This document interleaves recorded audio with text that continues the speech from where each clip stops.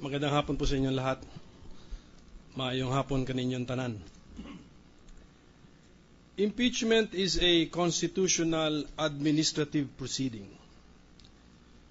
When there is sufficient credible evidence to prove a constitutionally recognized ground for impeachment, then the impeached high government official must be removed from office. There is evidence on record which shows that Respondent Corona did not declare in his SAL-ens for certain years real properties worth millions of pesos. There is also evidence on record, as well as admissions, that millions of pesos and millions of dollars were also not declared in the respondent's SAL-ens. The arguments of the respondent do not persuade this senator judge. Number one, the ownership of real property is transferred upon delivery of the real property sold. When the contract of sale of real property is embodied in a public instrument, the execution of the said instrument is equivalent to delivery of the thing sold. Number two, there is no law exempting commingled funds from disclosure in the SAL-en.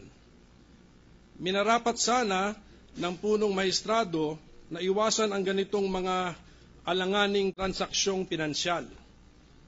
Hindi na nga iniwasan, ginagamit pang kasangkapan upang hindi tumupad sa kanyang tungkuling ilahad ang tunay niyang yaman.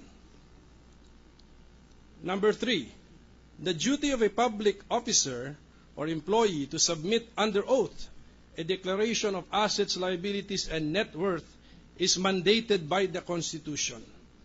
In case of conflict, the Constitution prevails over RA 6426.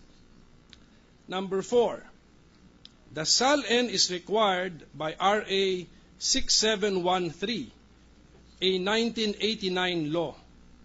The respondent relies on RA 6426, a 1974 law. In case of conflict, the later law prevails over the earlier law because the later law is the latest expression of the legislative will.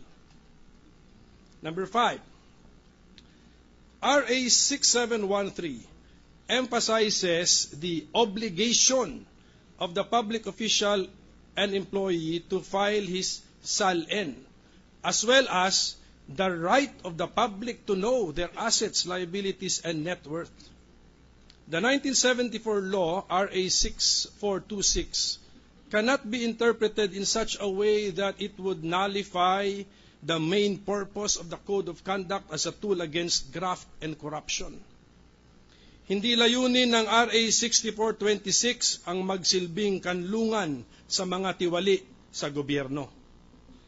An earlier law cannot be interpreted to nullify the purposes of a later law. The respondent relies too much on the phrase, and I quote, of an absolutely confidential nature. This phrase is practically useless as the Secrecy of Bank Deposits Act itself provides 4 exceptions. Jurisprudence and other laws add 6 more exceptions.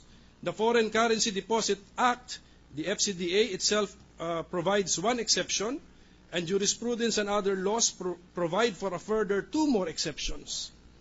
How can something be of an absolutely confidential nature when there are so many exceptions to the rule of confidentiality?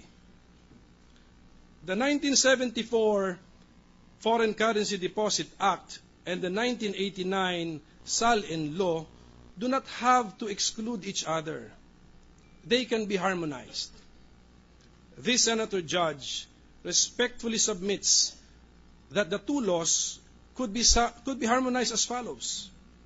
Foreign currency deposit accounts continue to be protected from idle inquiry, but the amounts of these deposits must be declared as assets in the SALN, converted to Philippine peso, without need of disclosing details like the existence of the foreign currency accounts, the name of the bank, and account numbers.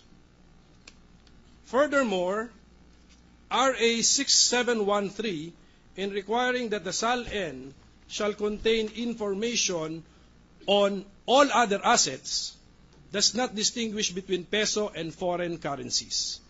When the law does not distinguish, neither should we distinguish. The respondent has consistently misinterpreted all the laws as releasing him from his constitutional duty to disclose his entire assets in his SALN. The respondent never corrected his SALNs to reflect his true net worth. These facts have convinced the Senator Judge of the respondent's intent to avoid his constitutional duty to disclose his true net worth. Simple lang, kung ayaw mong ilahad ang tunay mong yaman, huwag kang pumasok sa gobyerno. Under RA 6713, any violation is sufficient cause for removal or dismissal of an ordinary public employee.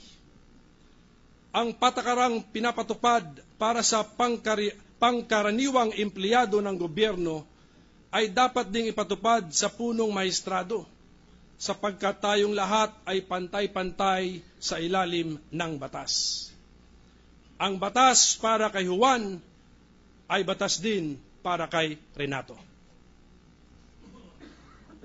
Therefore, the Senator Judge finds the respondent Chief Justice Renato C. Corona guilty of culpable violation of the Constitution and betrayal of public trust under Article 2 of the Articles of Impeachment.